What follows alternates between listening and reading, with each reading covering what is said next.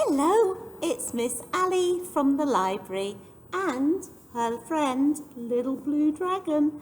How are you guys today? I'll give you a big wave. Hello. Right, okay, so I'm here to read you stories. That's my job, especially now that we can't get you in the library, so I am coming to your classroom one way or another. So, what have we got today? Oh, he's telling me to get on with reading the story, so let's do it. But before we start the story, what do we have to do? You know, I know, he knows. Come on then, we've got to fire up our imagination and imagine. Imagine, imagine, imagine a story. Imagine, imagine, imagine a book. Imagine, imagine, imagine a story. Open your eyes and let's have a look. So this story, it's Elmer, our friend Elmer, the patchwork elephant. And look, there's a pink elephant as well. Have you heard of pink elephants? Well, this story is called Elmer and Rose, and it's by David Mckee. Now, David Mckee, very, very talented because he used his imagination not only to think up the story, but to actually create the illustrations as well. And then, who else do we need to thank? So thank you, David Mckee, for your wonderful story. But also thank you to the Anderson Press for making this a book that we have in our library, and also for allowing me to read it to the children of Amity. Right, so are we sitting comfortably? Good, I will begin. I better sit comfortably. Are you sitting comfortably, Blue Dragon? Oh, that's nice. Right, so Elmer, the patchwork dragon. Dragon? I've got dragons on the brain. Elmer, the patchwork elephant, was with his cousin Wilbur. They were looking at the herd of elephants. Jolly fellows, smiled Wilbur, but not exactly unique. They're all unique, said Elmer, just not as different as us.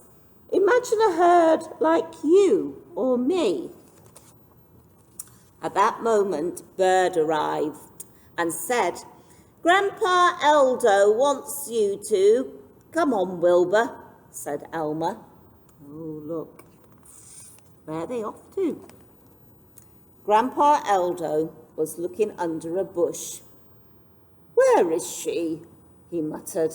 Then, seeing Elmer and Wilbur, he said, she must be hiding from you two.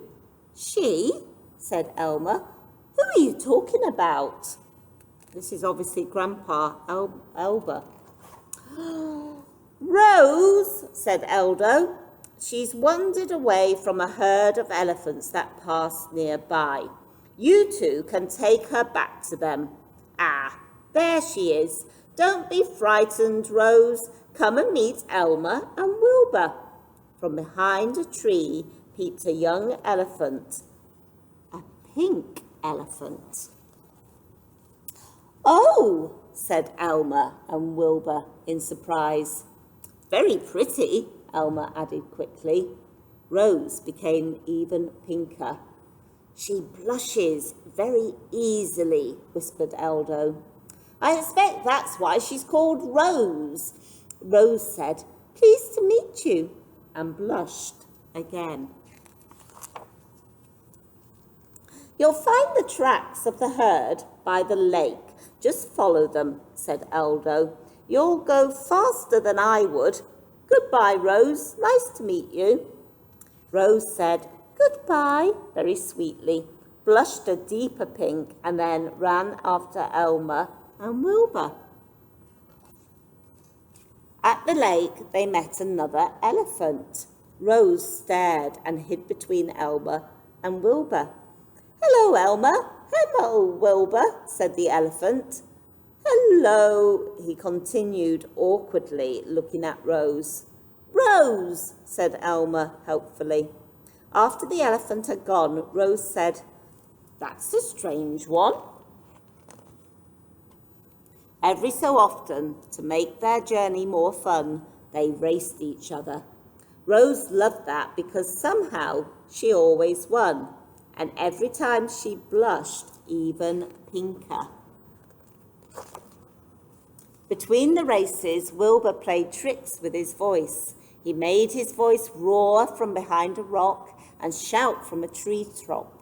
Rose squealed with excitement, blushed almost red, and held on to Elmer's trunk. Elmer just chuckled.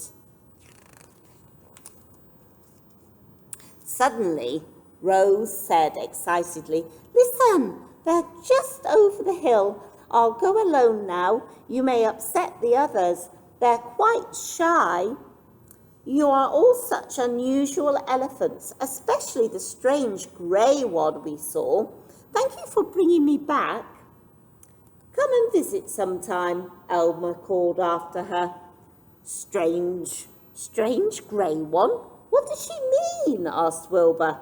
I think she was joking, said Elmer.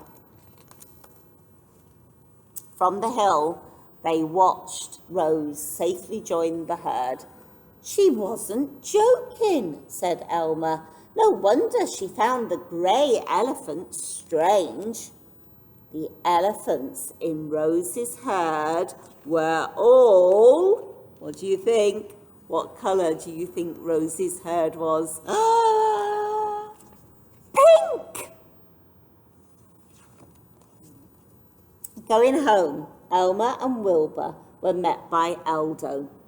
You knew about the pink elephants, didn't you, Grandpa Eldo, said Elmer. Yes, I wanted you to see them, said Eldo. Rose was nice, said Wilbur. I thought she was unique, and she thought the grey elephant was unique. They're probably all nice, unique or not, said Elmer. Wilbur grinned. Remember what you said, Elmer. Imagine a herd like one of us, especially like you, Elmer, laughed Eldo. Elmer smiled and said nothing. He was imagining a herd of elephants just like himself. Well, there we are. Now, can you see the elephants? That is, you'd have to look at that for a very long time to spot all the elephants. So I think it just shows that we are all unique in our own way. Don't you think? I hope you enjoyed that story. Now it's time for me and Mr. Blue Dragon, Bossy Blue Dragon, to do some more work in the library. So we're going to say goodbye. So it's goodbye from me and goodbye from him. Bye.